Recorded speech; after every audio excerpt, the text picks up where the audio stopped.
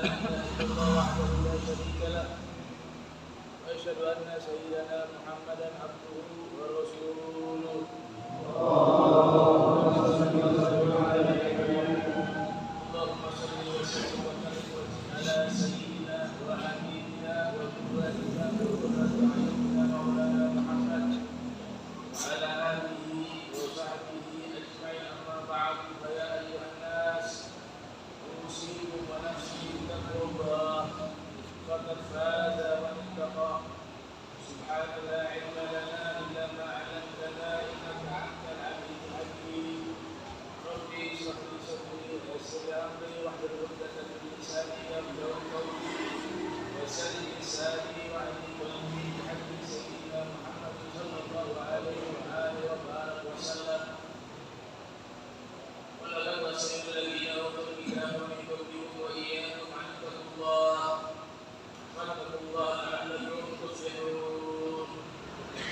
Alhamdulillah, puji syukur kehadiran Allah Subhanahu wa taala atas limpahan nikmat dan karunia-Nya. Limpah salawat dan salam senantiasa tercurahkan kepada junjungan mulia Nabi tercinta Nabi Muhammad sallallahu alaihi wasallam serta segenap keluarga beliau, sahabatnya dan umatnya yang senantiasa melaksanakan ajaran beliau hingga akhir masa nanti. Ikhwan muslimin rahimakumullah, dan ini khatib menyampaikan wasiat taqwa senantiasa kita bertakwa kepada Allah Subhanahu wa taala. Usikum wa nafsi bittaqwallah faqad faza man ittaqa. Alhamdulillah, di Jumat yang istimewa yang bertepatan dengan 10 Muharram, tepat pada waktu di detik dan menit yang sama ini, Imam Hussein beserta keluarga, ponakan dan pencinta berada di Karbala, yang dimana puncaknya 72 daripada Imam Hussein dan pasukannya wafat syahid fi sabilillah di hari ini 10 Muharram. Beliau menghadapi lebih daripada 30.000 pasukan yang diutus oleh Yazid bin Muawiyah kepada gubernur Irak yang ada pada waktu itu Ibnu Ziyad dan Sa'ad bin Umar yang memimpin pasukan menghadapi Imam Hussein di padang Karbala. Ikhwan muslimin, Imam Hussein memiliki keteladanan yang layak untuk kita ikuti daripada 3 sifat mulia beliau. Yang pertama, as-syaja'ah. Beliau memiliki sifat pemberani ala al-haq, di atas kebenaran. Inilah sifat para aulia, orang-orang yang dekat dengan Allah Subhanahu wa taala, yang mereka tidak memiliki rasa takut kecuali hanya kepada Allah Subhanahu wa taala. Selama berada di atas jalan kebaikan dan kebenaran, maka keberanian mereka menjadi salah satu amalan yang sangat mulia yang mereka takuti hanya Allah taala, sehingga rasa takut kepada selainnya tidak ada. Ala inna awliya Allah la khaufun 'alaihim wa la hum yahzanun alladzina amanu wa kanu yattaqun. Wa sifatnya di dalam Al-Quran, sifat para aulia, diketahuilah para wali-wali Allah tidak ada rasa takut atas mereka dan mereka tidak pernah bersedih. Alladzina amanu wa kanu yattaqun. Mereka adalah orang-orang yang beriman dan mereka orang yang bertakwa kepada Allah Subhanahu wa taala. Sifat lainnya yang disebutkan, rasa takut kepada Allah, adalah sifat yang para ulama yang sejati.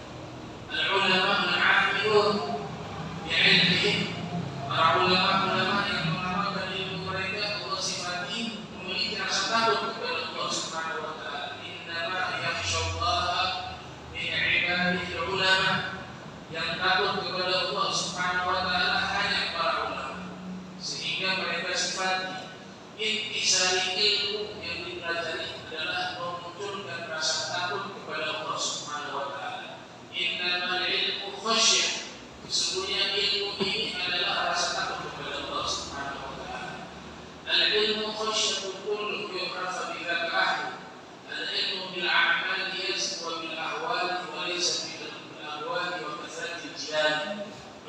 sesungguhnya adalah rasa takut kepada Allah Subhanahu wa Ta'ala, dan nampak di wajah orang-orang yang takut kepada Allah Ta'ala.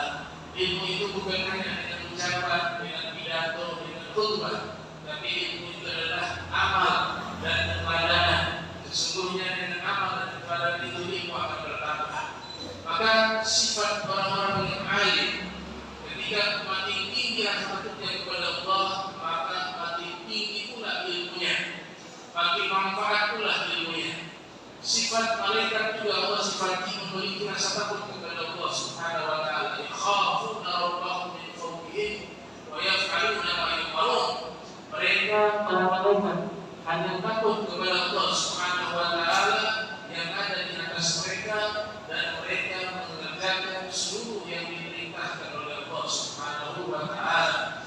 Inilah sifat-sifat yang mulia, rasa takut kepada Allah Subhanahu wa Ta'ala. Bahkan Al-Imam Ibn Qutaybah dalam kitabnya Taqrib Mukhtalaf al-Hadits meriwayatkan satu hadis, nanti muncul di masa depan sekelompok pasukan yang membela Imam Mahdi, menjadi pasukan khusus Imam Mahdi. Sifat mereka adalah tidak takut kepada apapun, yang mereka takut hanya Allah. Sebagaimana dikatakan oleh Rasulullah Muhammad SAW, la tazalu ta'ifatun min ummati la yakhafuna lawmata la'im wa la yadurruhum man khadalahum hatta ya'ti Allahu bi amrihi.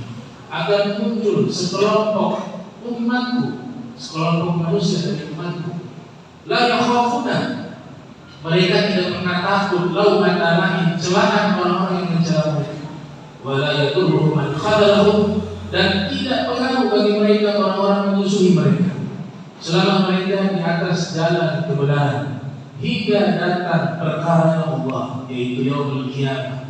Jadi sifat-sifat yang mulia, yaitu di antaranya puncaknya itu adalah al-khauf billah, rasa takut hanya kepada Allah. Itulah sifatnya para nabi, para rasul, itulah sifatnya para aulia, itulah sifatnya para ulama, itulah sifatnya para pasukan Imam Mahdi, yang mereka hanya takut kepada Allah Subhanahu wa Ta'ala.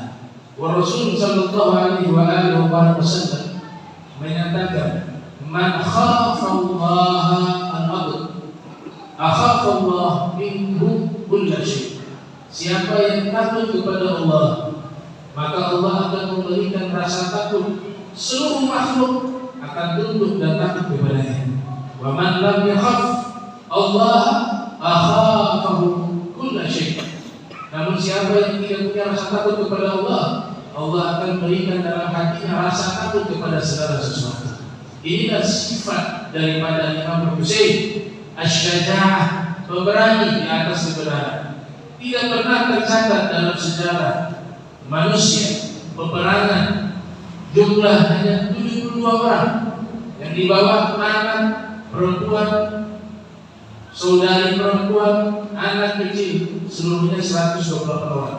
Tapi yang bertarung menghadapi pasukan Yazid yang dipimpin oleh Ibnu Ziyad itu sekitar 72 orang. Dan mereka mengetahui bahwa besok mereka akan menghadapi 30 pasukan.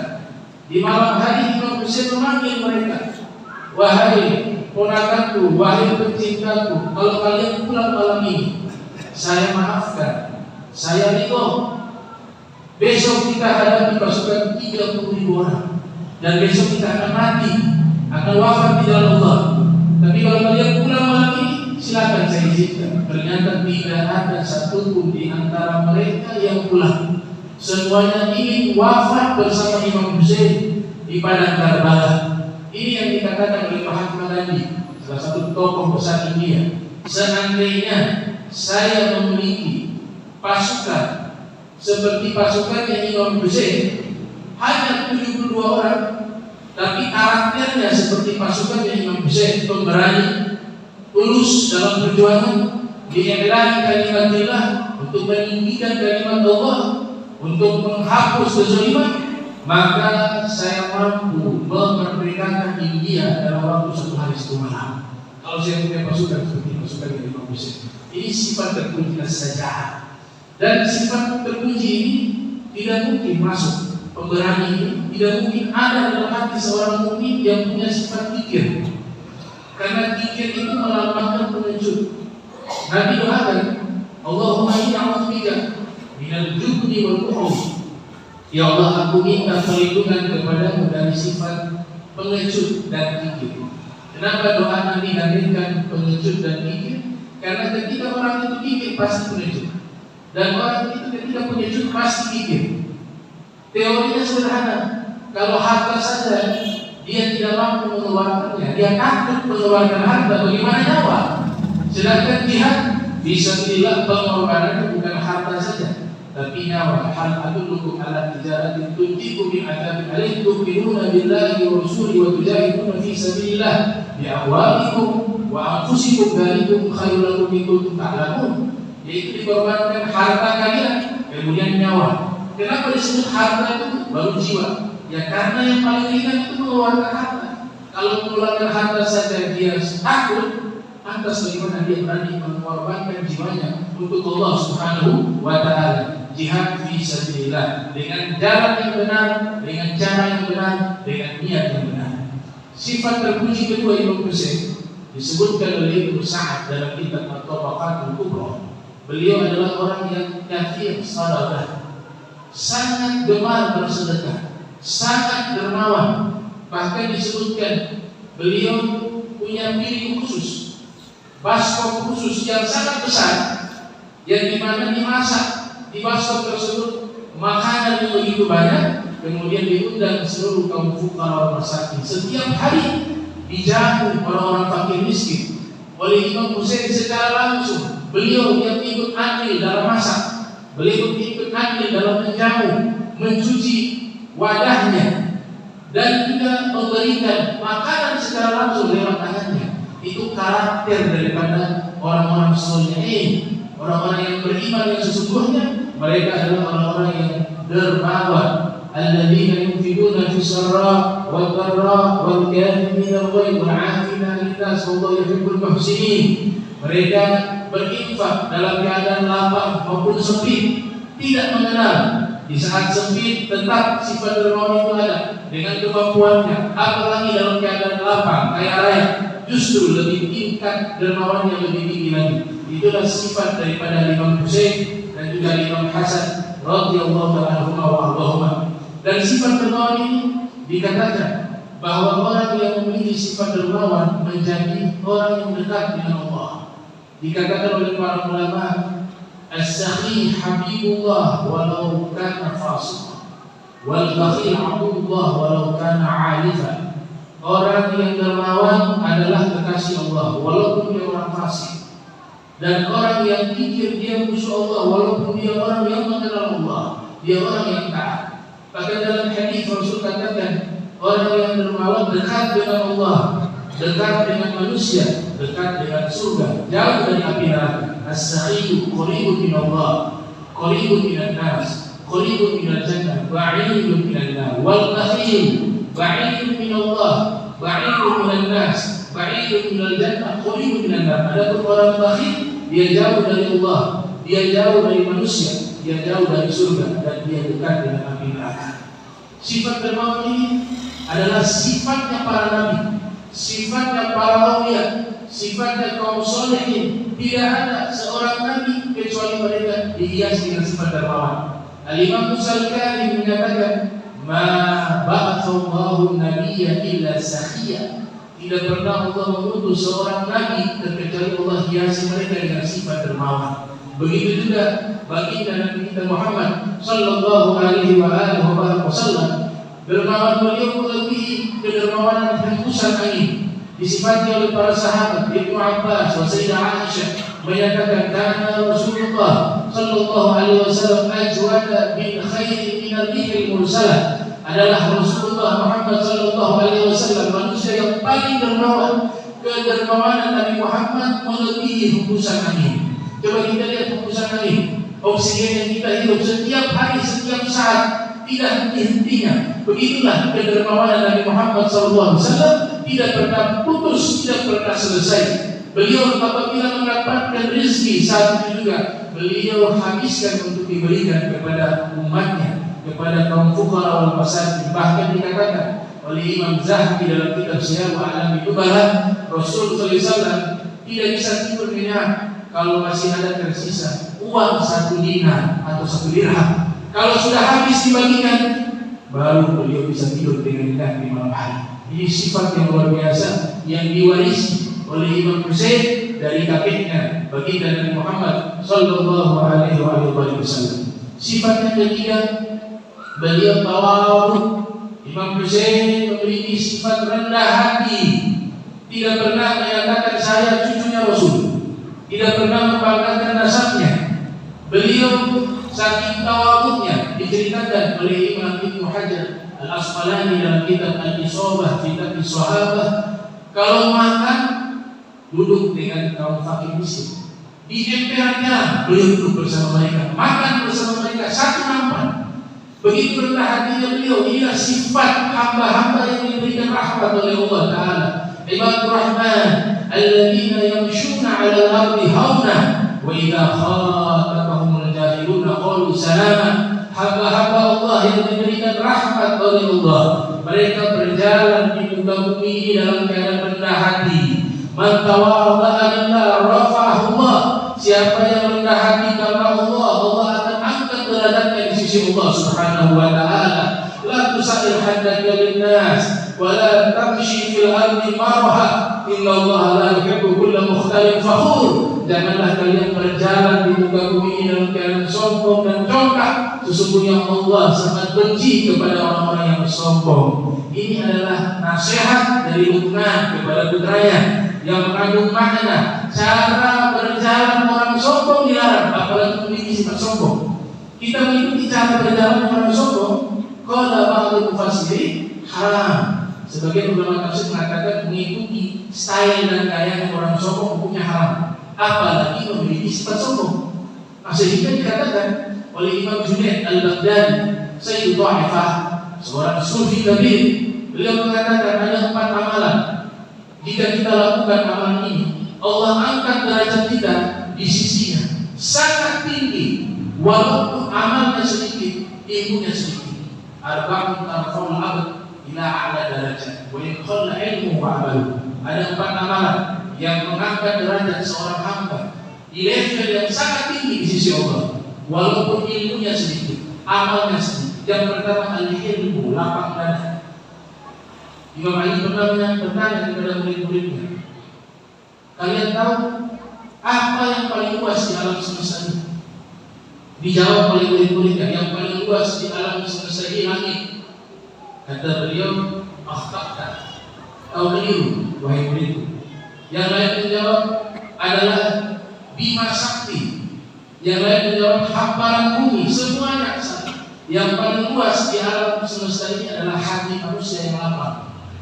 Jika hati seorang manusia dia lapang, dia bersih dari kotoran, maka alam semesta itu justru berada dalam hatinya. Itu adalah wasiat bahwa orang yang memiliki hati yang lapang, luas, maka hidupnya terasa luas. Pepatah mengatakan dunia ini yang luas menjadi sempit jika dalam hati ada kebencian kepada seseorang. Tapi dunia yang sempit ini terasa luas jika hati ini tidak ada kebencian kepada siapapun. Maka sungguh ilmu ini, sifat lapang dada ini mengangkat derajat hamba di sisi Allah Subhanahu wa ta'ala. Yang kedua, at-tawadhu, rendah hati. Sifat rendah hati juga mengangkat derajat di sisi Allah Subhanahu wa ta'ala. Kemudian yang ketiga, as-sakhah, kedermawanan. Kedermawanan ini mengangkat derajat hamba di sisi Allah Subhanahu wa ta'ala. Dan yang keempat, husnul khuluq, akhlak yang mulia, akhlak yang baik. Wa huwa akmalul iman, dan dia adalah paling sempurnanya keimanan, kata Imam Junaid Al-Baghdadi. Bahkan Nabi katakan, ma min syai'in yudha'u fil mizan athqal min husnil khuluq. Tidak ada sesuatu amalan yang ditimbang di timbangan amal di hari kiamat yang lebih berat seperti akhlak yang baik. Wa inna sahiba husnil khuluq la yablugu bihi darajat sahibis shaumi was shalah. Dan sungguh orang yang memiliki akhlak yang baik, dia mampu mencapai derajat orang yang banyak berpuasa dan banyak melakukan sholat. Inilah 3 sifat yang wajib dan kita teladani daripada keteladanan sifat Al-Imam Husain ibn Ali bin Abi Thalib ibn Abi Thalib ibn Abdul Muttalib ibn Hashim ibn Abdul Manaf bin Husain ila Murrah bin Ka'ab bin Lu'ay bin Ghalib bin Fihr bin Malik bin Nadhr bin Kinanah bin Khuzaimah bin Mudrik bin Ilyas bin Nadhr bin Kinanah bin Mudar bin Izan bin Ma'ad bin Haddad intaha ila Ismail wa Ibrahim. Barakallahu li wa lakum fil Qur'anil Karim wa nafa'ani wa iyyakum bima fihi minal ayati wa dhikril hakim wa taqabbala minni wa minkum tilawatahu innahu huwas sami'ul 'alim. Aqulu qawli wa lisanil muslimin wal muslimat wal mu'minin wal mu'minat al-ahya'i minhum wa fastaghfiruhu innahu huwal ghafurur rahim.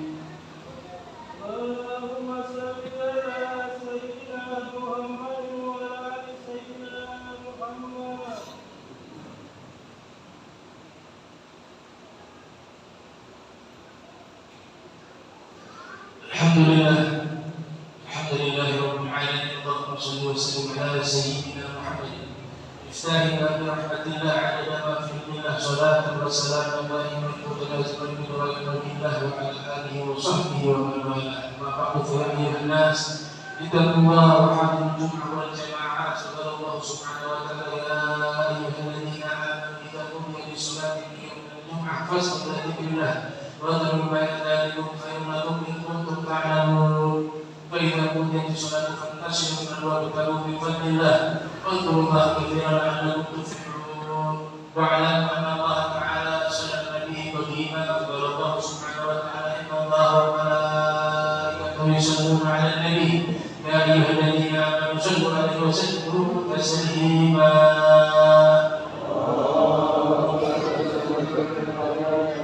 اللهم صل وسلم على سيدنا محمد في الأولين وصل وسلم على سيدنا محمد في الآخرين وصل وسلم على سيدنا محمد في الأولين وصل وسلم على سيدنا محمد في الآخرين وصل وسلم على سيدنا الأنبياء والمرسلين وعلى الملائكة المقربين وعلى أئمة الصالحين أهل السماوات والأرضين. ورضي الله تبارك وتعالى عن سادتنا ذوي الفضل سيدنا أبي بكر وعمر وعثمان وعلي وسائر أصحاب رسول الله أجمعين والتابعين لهم بإحسان إلى يوم الدين.